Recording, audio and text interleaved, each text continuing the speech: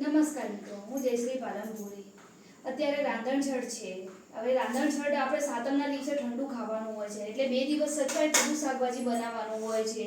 તો અત્યારે મેં કંકોડા લીધા છે. આ કંકોડા મેં છોલી અને કાપી નાખેલા છે. તો આજે આપણે કંકોડાની રેસીપી બનાવીએ, જે આપણે 2 દિવસ સુધી ખાઈ શકીએ.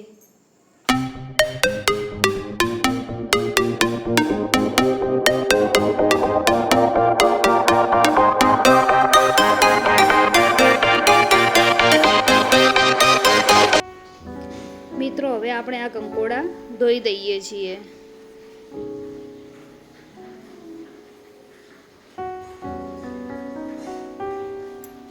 અને તેમાં જો વધારાનું પાણી હોય ને તેને નીકાળી દેવાનું છે. અને હવે આપણે એક તપેલીમાં તેલ મૂકી દીધું છે, તો તેમાં રાઈ, જીરું અને હિંગ નાખી દઈએ છીએ. અને લસણ આપણે કાપીને રાખ્યું છે ને, તે લસણ નાખી દઈએ છીએ. અને હવે આપણે કંકોડા નાખી દઈએ.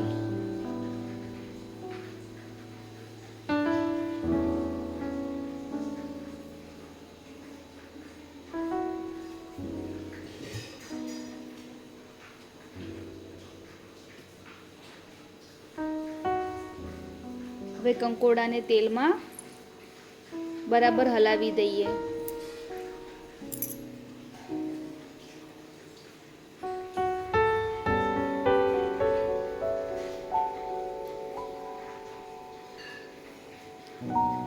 અને એક થાળીમાં છે ને પાણી મૂકી અને આપણે થાળી કંકોડા ઉપર મૂકી દઈએ.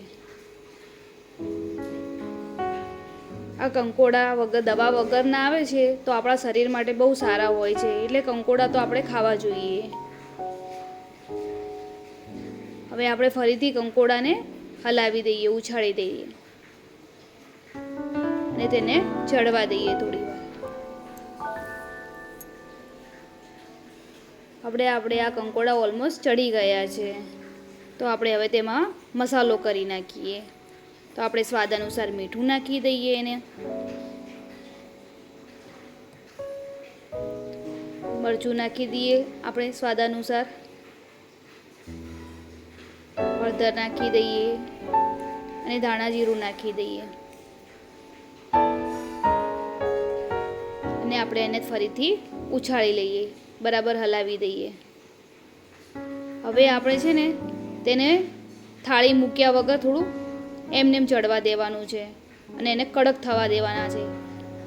કડક કંકોડા હોય ને તે મોઢામાં આવે ને તો બહુ સારા લાગે છે, એટલે એને હવે થોડા કડક થવા દઈએ આપણે.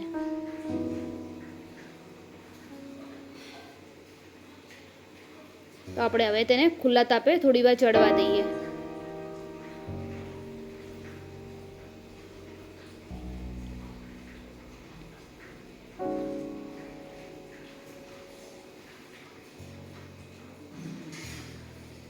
હવે આપણે આ કંકોડા કડક થઈ ગયા છે, તો આપણે હવે ગેસ બંધ કરી લઈએ.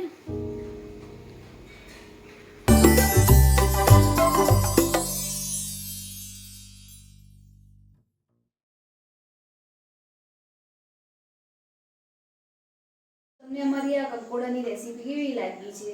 જો સારી લાગી હોય તો લાઈક કરો, શેર કરો અને કોમેન્ટ કરો.